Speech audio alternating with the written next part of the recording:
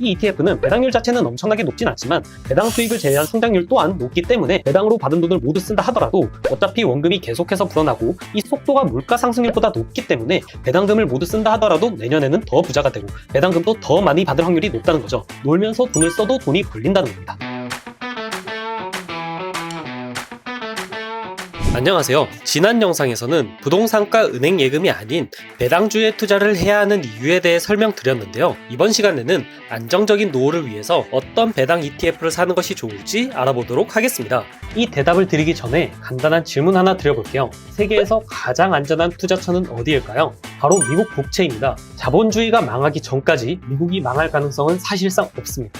그 전에 우리나라가 먼저 망할 가능성이 높죠. 그러니 미국이라는 국가가 보증해주는 미국 국채야말로 세계에서 가장 안전한 투자처라고 볼 수가 있습니다. 하지만 물가 상승률을 생각을 한다면 현재 4%에서 5% 수준인 국채의 수익률은 조금 아쉬울 수밖에 없는데요. 심지어 이 수익률마저도 금리가 내려가면 더 내려가게 되겠죠. 물가 상승률보다는 높지만 채권 투자만으로 자산을 유지한다는 건 비효율적이라는 뜻입니다. 사실상 은행 예금과 다를 게 없다는 거죠. 그렇다면 미국 주가지수는 어떨까요?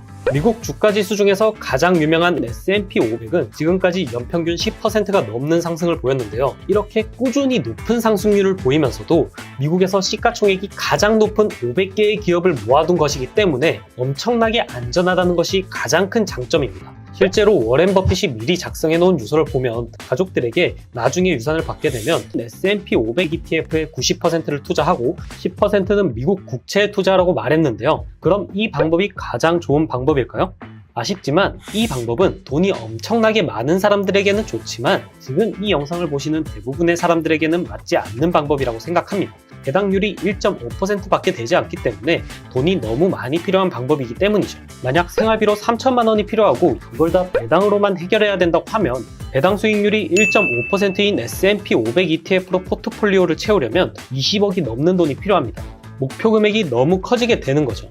그래서 우리의 전략은 S&P 500 ETF인 SPY보다는 조금 더 리스크가 높긴 하지만 그 대신에 더 많은 배당을 받을 수 있는 고배당 ETF에 투자를 하는 건데요. 이 ETF는 현재 10년 동안 연평균 3.3%의 배당 수익률을 보이면서도 배당을 제외한 수익률 또한 12.3%로 굉장히 높은 ETF입니다. 그리고 배당을 많이 주는 기업이라 함은 대부분 건실한 기업이기 때문에 하락장에서도 방어력이 좋은 편이라고 볼 수가 있습니다.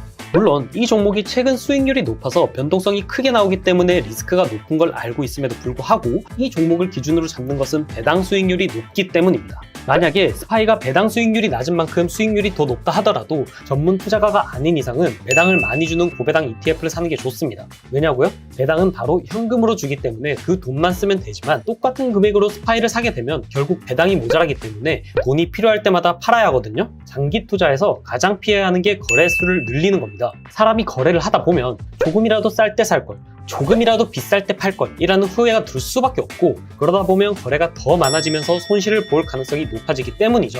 우리의 목적은 어디까지나 안정적으로 수익을 얻으면서 걱정 없는 삶, 경제적 자유를 누리는 것이기 때문에 돈을 벌고 나서도 매매를 자주 하는 것은 우리의 목적과는 맞지 않습니다. 그러니까 최대한 배당금으로 생활을 하고 급하게 목돈이 필요할 때만 원금을 파는 게 좋다는 건데요. 그리고 제가 고배당 ETF를 추천드린 이유가 또 하나 있습니다. 바로 수익률이 높다는 점인데요. 이게 국내 주식에서 고배당주를 투자해 보신 분들은 아시겠지만 이런 고배당 주식들은 주가가 오르지 않는 경우가 많거든요. 그런데 원금을 계속해서 늘리지 않으면 물가 상승률 때문에 재산이 사실상 감소하게 됩니다. 이 ETF는 배당률 자체는 엄청나게 높진 않지만 배당 수익을 제외한 성장률 또한 높기 때문에 배당으로 받은 돈을 모두 쓴다 하더라도 어차피 원금이 계속해서 불어나고 이 속도가 물가 상승률보다 높기 때문에 배당금을 모두 쓴다 하더라도 내년에는 더 부자가 되고 배당금도 더 많이 받을 확률이 높다는 거죠. 놀면서 돈을 써도 돈이 벌린다는 겁니다. 물론 이것도 결국은 주식으로 구성이 되어 있기 때문에 증시가 급락을 하게 되면 고점 대비 최대 50%까지 빠질 수가 있거든요. 그래서 이런 변수도 감안을 해서 최종 포트폴리오를 어떻게 구성해야 되는지도 제가 다 알려드릴 테니까 너무 걱정하지 마시고 차근차근 영상을 보시면서 배우시면 됩니다.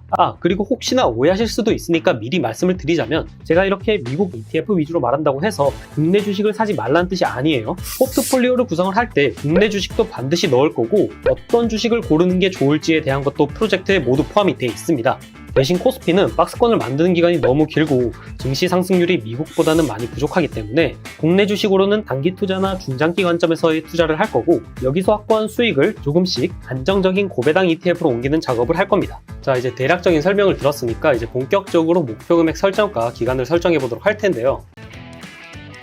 부자 프로젝트에 참여하실 멤버를 모집합니다. 부자 프로젝트는 노후 걱정 없이 원하는 인생을 살 수 있도록 투자 계획을 세우고 실천하는 방법을 알려드리는 프로젝트입니다. 참여하시는 분들은 본인의 수준에 맞춰서 제가 직접 1대1로 간단한 교육을 해드린 후에 정보를 공유하고 응원과 소통을 통해 서로 윈윈할 수 있는 투자 커뮤니티에 참여하셔서 좀 더 쉽게 목표 금액을 달성하실 수 있습니다. 프로젝트에 대한 좀 더 자세한 내용은 전자책에 들어가 있으니까 궁금하신 분들은 전자책을 받아보셔서 읽어보시길 바라겠습니다. 커뮤니티에 참여하지 않고 개인적으로 배우실 분들이나 다른 궁금하신 것들도 댓글에 있는 링크로 연락 주시면 제가 아는 선에서 최대한 도와드리도록 하겠습니다. 그럼 저는 다음 영상으로 찾아뵙도록 하겠습니다. 시청해주셔서 감사합니다.